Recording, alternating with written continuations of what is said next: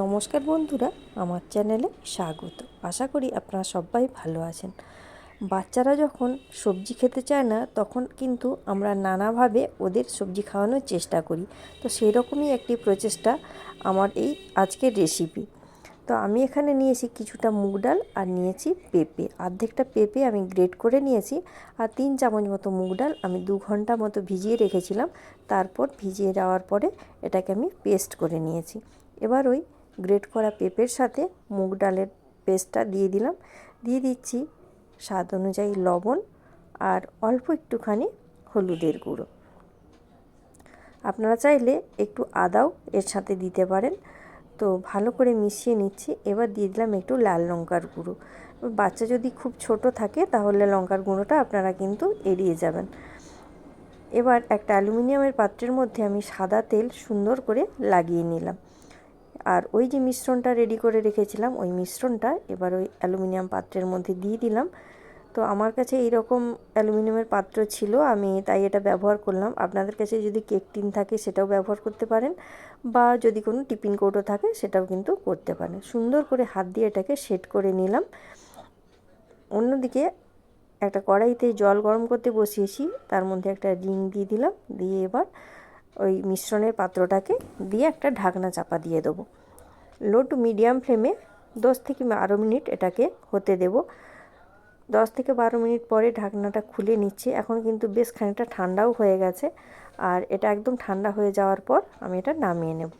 দেখুন, হাত দিয়ে চেক করে নিচ্ছি, একদমই কিন্তু হাতে লাগছে না, জমাট বেঁধে গেছে। আর একদম পুরোপুরি ঠান্ডা হয়ে যাওয়ার পর আমি কিন্তু একটা ছুরি দিয়ে এটাকে পিস পিস করে কেটে নিচ্ছি। আমি আমার পছন্দ মতো শেপ দিয়ে কেটে নিচ্ছি এগুলো। আপনারা আপনাদের ইচ্ছে মতো শেপ দিয়ে কিন্তু কেটে নিতে পারেন। দেখুন কত ইজিলি এটা উঠে আসছে, আর কি সুন্দর একদম জমাট বেঁধে গেছে। তবে অবশ্যই কিন্তু একদম ঠান্ডা হয়ে যাওয়ার পরেই এটা কাটতে হবে, নাহলে কিন্তু ঠিকঠাকভাবে কাটা যাবে না। তো দেখুন কি সুন্দর হয়েছে একদম পিসগুলো। আর আমি এটা একটু হালকা সাদা তেল দিয়ে ফ্রাই করে নিচ্ছি। আপনারা কিন্তু ফ্রাই না করে এমনিতেও বানাতে পারেন, ভালোই লাগে খেতে। তো অল্প একটু দু পিঠ উল্টে একটুখানি হালকা করে ফ্রাই করে নেব। তো আমি এটা নিরামিষ বানাবো, আজকে বৃহস্পতিবার। তো নিরামিষের জন্যই এই রেসিপিটা করছি। নিরামিষের দিন হলে এমনিতেই খাওয়া নিয়ে ভীষণই ঝামেলা হয়, আর সেই কারণে এই রকম ধরনের একটু অন্য রকম রেসিপি থাকলে তবু বাচ্চারা খেয়ে নেয়।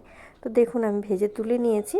এবার কড়াইতে যে তেলটা ছিল ওর মধ্যে দিয়ে দিলাম অল্প একটুখানি গোটা গরম মশলা, লবঙ্গ, এলাচ আর দারচিনি, এগুলো একটু ফাটিয়ে দিয়েছি। এবার এর মধ্যে দিয়ে দিলাম আদা বাটা হাফ চামচ। আপনারা চাইলে এই সময় রান্নাটা কিন্তু ঘি দিয়েও করতে পারেন। তো আমি কিন্তু এটা সাদা তেল দিয়েই করছি। দিয়ে দিলাম অল্প একটুখানি লবণ, দিয়ে দিচ্ছি অল্প একটুখানি হলুদের গুঁড়ো, একটুখানি লাল লঙ্কার গুঁড়ো, দিয়ে ভালো করে মশলাটাকে আমি লো ফ্লেমে কষাতে থাকবো। এবার এই মশলার মধ্যে দিয়ে দিলাম একটা টমেটোটাকে আমি কেটে রেখেছিলাম।